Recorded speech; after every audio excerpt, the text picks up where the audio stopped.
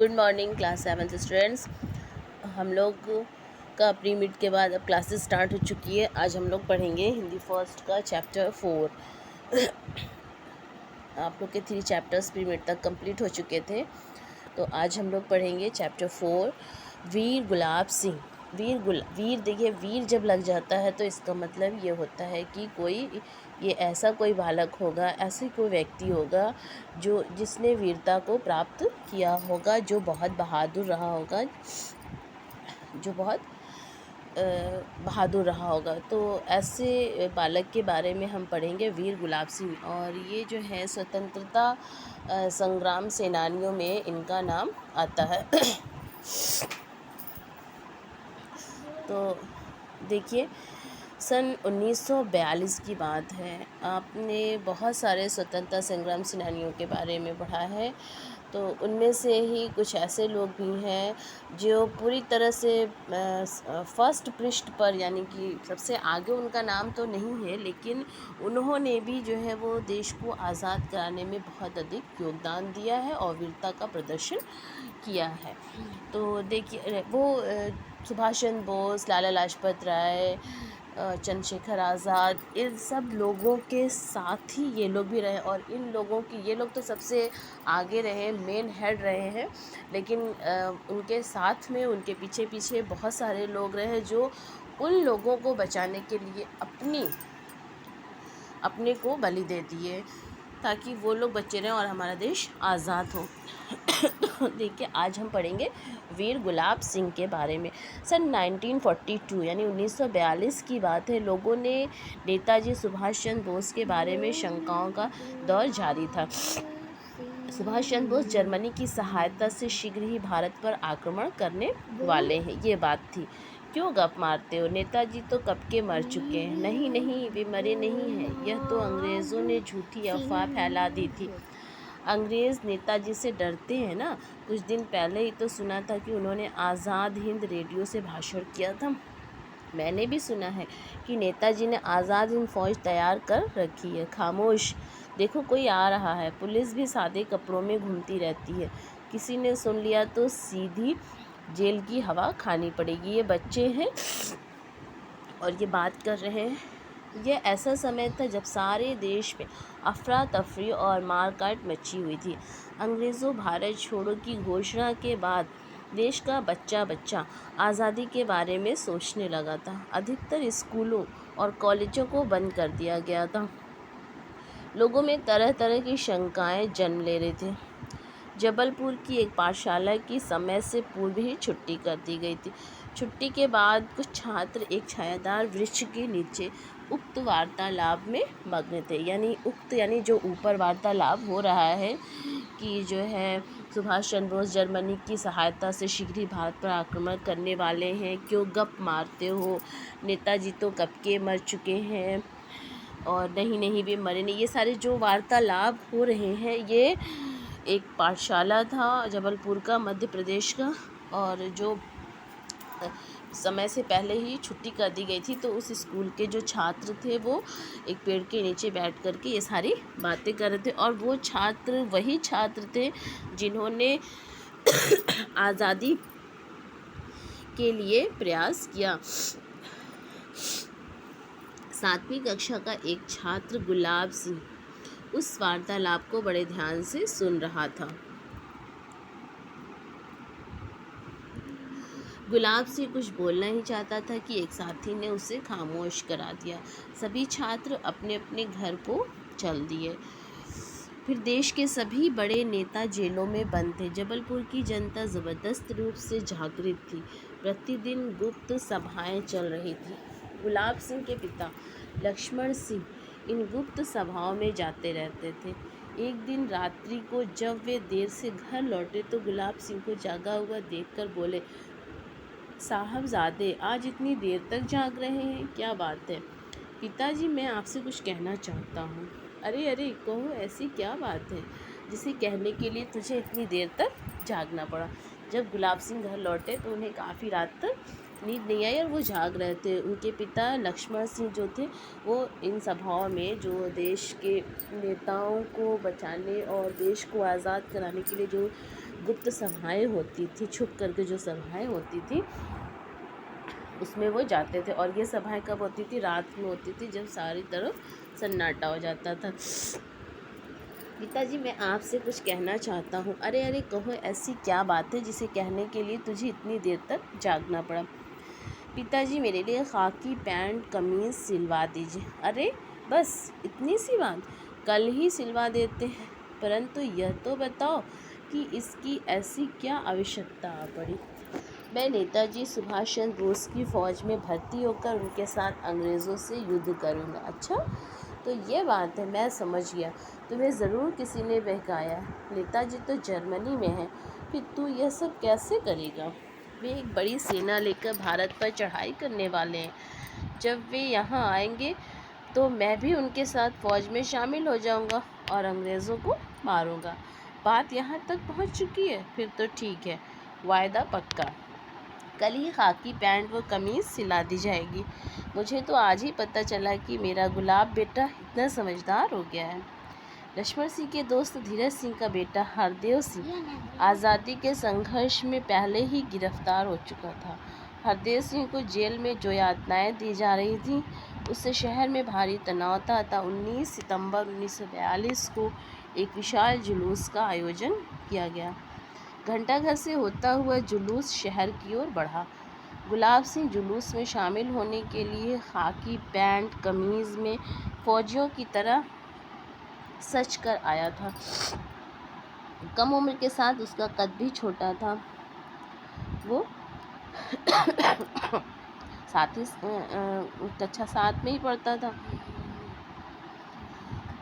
देखते ही देखते वो जुलूस में सबसे आगे आ गए। इस जुलूस को रोकने के लिए भारी संख्या में सशस्त्र पुलिस तैनात थी।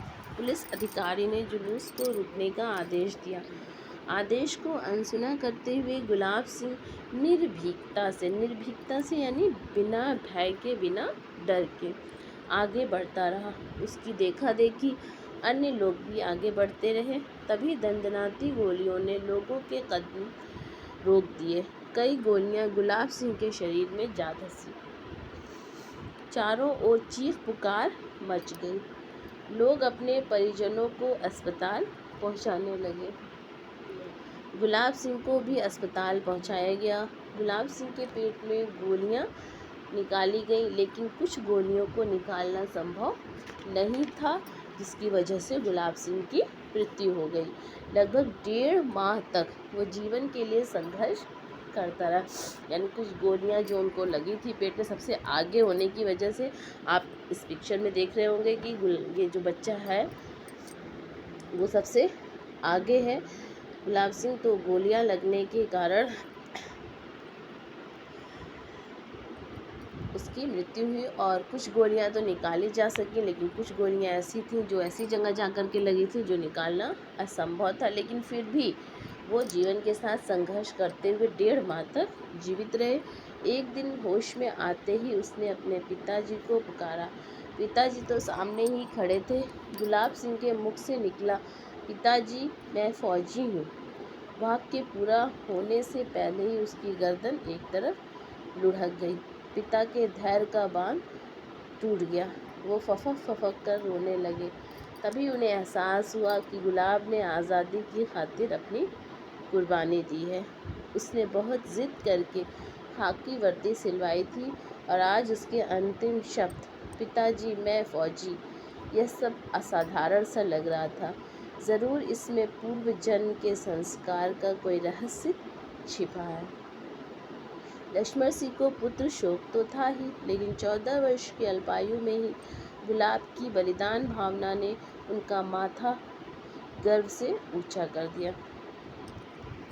अतः वो शोकाकुल परिवार को मातृ देवी पर गुलाब के प्राणोत्सर्ग की कहानी समझने लगे कि शायद फौजी पोशाक में आने के लिए उसने मातृवेदी की पुकार कुछ दिन पूर्व ही सुन ली थी।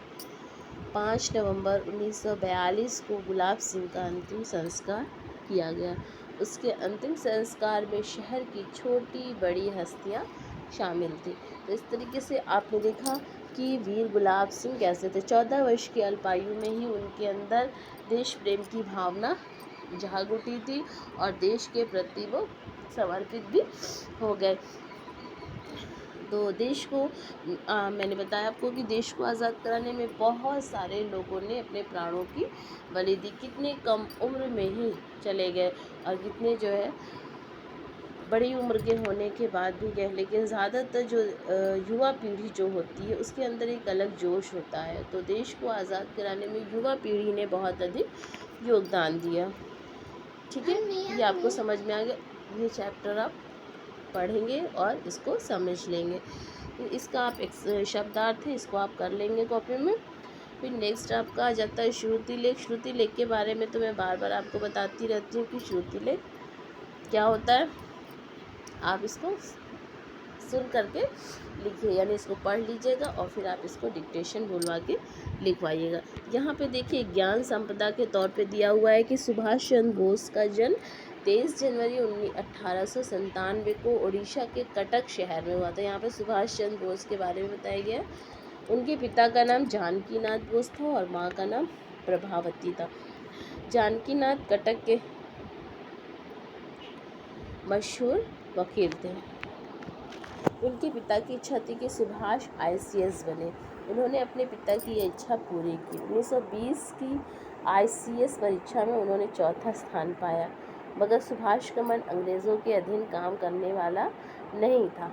22 अप्रैल 1921 को उन्होंने इस पद से त्यागपत्र दे दिया। सार्वजनिक रूप में सुभाष चंद्र बोस को 11 बार कारावास की सज़ा दी गई थी। अंग्रेज़ों के खिलाफ युद्ध के लिए इन्होंने आज़ाद हिंद फौज का गठन किया और युवाओं को तुम मुझे खून दो मैं तुम्हें आज़ादी दूंगा का नारा भी दिया।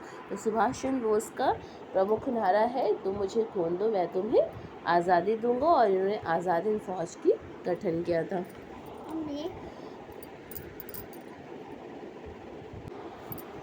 फिर नेक्स्ट आप देखिए मौखिक प्रश्न। गुलाब सिंह कौन था? गुलाब सिंह एक सच्चा देशभक्त था, ठीक है, देश प्रेमी था। और आज़ाद हिंद रेडियो से भाषण किसने दिया था? आज़ाद हिंद रेडियो से भाषण जो है वो नेताजी सुभाष चंद्र बोस ने दिया था।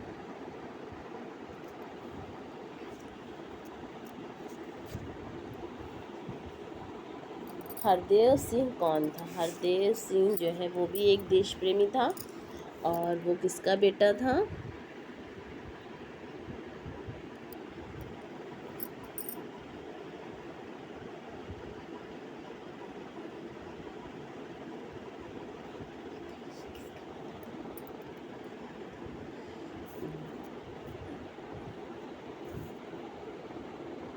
अभी हमने पढ़ा है। हरदेव सिंह जो है वो लक्ष्मण सिंह के दोस्त धीरज सिंह का बेटा था। सशस्त्र पुलिस क्यों तैनात की गई थी? सशस्त्र पुलिस जुलूस को रोकने के लिए तैनात की गई थी। फिर नेक्स्ट है बहुवैकल्पिक प्रश्न। देखिए नेताजी सुभाष चंद्र बोस के बारे में शंकाओं का दौर कब था? नेताजी सुभाष चंद्र बोस के बारे में शंकाओं का दौर नेताजी सुभाष चंद्र बोस के बारे में शंकाओं का दौर 1942 में था। यहाँ पे 42 यस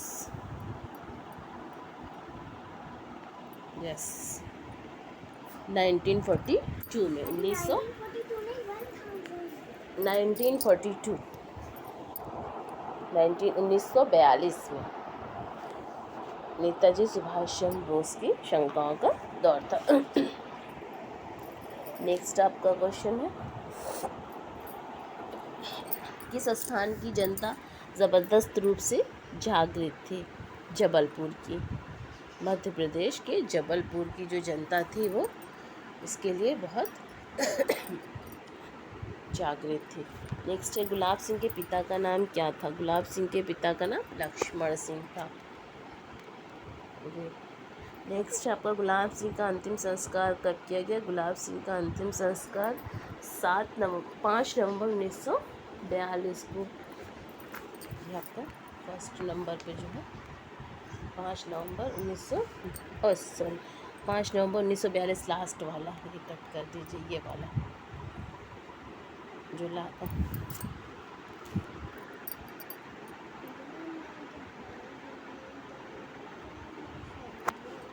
5 नवंबर 1942 को। फिर है उचित विकल्प चुनकर रिक्त स्थान भरना है आपको। इसमें पहला है अंग्रेज़ों भारत छोड़ो की घोषणा के बाद देश का बच्चा बच्चा आज़ादी के बारे में सोचने लगा था। नंबर 1 पे ये रहेगा आज़ादी।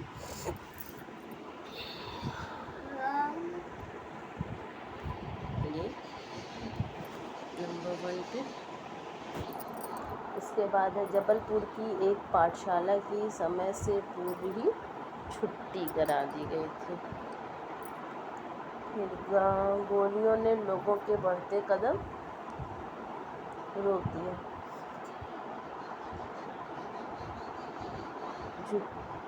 दंदनाती गोलियों ने लोगों के बढ़ते कदम रोक दिए। पुलिस अधिकारी ने जुलूस को रुकने का आदेश दिया। लगभग 1.5 माह तक गुलाब सिंह जीवन के लिए संघर्ष करते रहे। ये आपके फिल इन द ब्लैंक्स भी हो गए। फिर गद्यांश आधारित प्रश्न है, इसको तो आपको खुद ही करना है, ये वाला, ठीक है, इसको आप कर लेंगे। फिर बाकी क्वेश्चन आंसर लघु उत्तरीय प्रश्न और दीर्घ उत्तरीय प्रश्न मैं आपको करवाऊंगी। फिर आपका ये फिल इन द ब्लैंक्स है, यहाँ पे आपको सशस्त्र सम्मान अपमान इन शब्दों को ध्यान में देखने पर पता चलता है कि इन शब्दों का निर्माण सार्थक शब्दों के आगे शब्दांश लगाने से हुआ है। जैसे स में शस्त्र लगा है, सम में मान लगा है, यानी उपसर्ग है। शब्दांश यानी शब्द का अंश अर्थात उपसर्ग लगा हुआ है। तो इसी तरीके से यहाँ पे शब्द दिए हुए हैं और आपको इनको फिल करना है। जैसे ये देखिए, ये वाला संगति, तो यहाँ पे सु आप लिखेंगे, सुसंगति। सुसंगति करने के बाद ये हो जाएगा आपका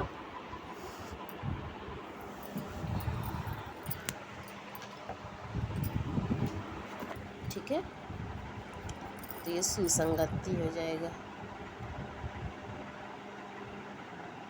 अपराध निरपराध हो जाएगा। फिर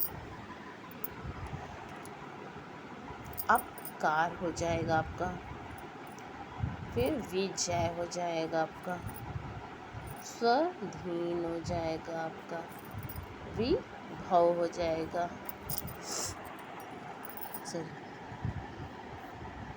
पराभव हो जाएगा। पराभव।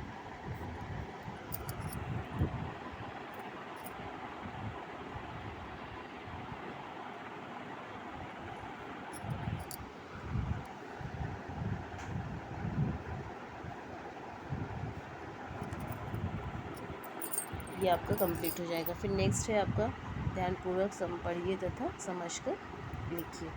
यहाँ पे स्वाधीन एकांत है, इसको एक धन अंत लिखा है तो एकांत हो गया है। तो आपका स्वाधीन है तो स्वाधीन हो जाएगा, पराधीन हो जाएगा, हिमांशु हो जाएगा, सारांश हो जाएगा, ये आपका अत्यधिक हो जाएगा, यद्यपि हो जाएगा, मतानुसार, अधिक्ष, ठीक है, ये आपका कंप्लीट हो जाएगा। फिर नेक्स्ट आपकी एक्सरसाइज है शुद्ध वर्तनी वाले शब्दों पर सही निशान लगाइए। जो सही है उस पर आपको प्राणोत्सर्ग, ये आपका सही है। फिर निर्भीकता आपका फर्स्ट वाला सही है, ये प्राणोत्सर्ग निर्भीकता। फिर मातृवेदी लास्ट वाला आपका सही है। फिर वार्तालाप फर्स्ट वाला सही है आपका इसमें। फिर आक्रमण सेकंड वाला सही। फिर निम्नलिखित शब्दों के विलोम शब्द लिखना है आपको। खामोशी का क्या हो जाएगा, शोर हो जाएगा। गुप्त का हो जाएगा